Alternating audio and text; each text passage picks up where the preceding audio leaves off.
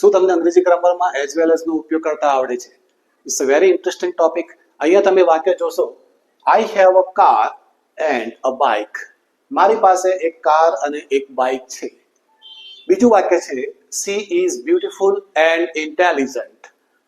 ત્રીજું વાક્ય છે, Ram and Shyam R coming.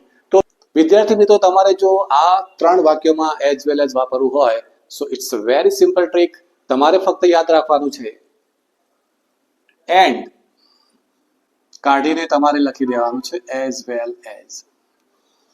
Yes student, you can replace and with as well as any time, anywhere. Suppose she is beautiful as well as intelligent. તમે and ના બદલે as well as લખી શકો છો. Ram and Shyam R coming, ત્યાં પણ તમે as well as વાપરી શકો છો. રામ એઝ વેલ એઝ શ્યામ.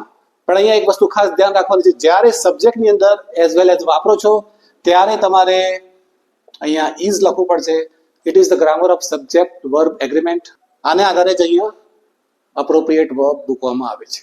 જો વિડીયો ગમે હોય તો લાઈક કરજો, શેર કરજો અને follow me for more grammar topics.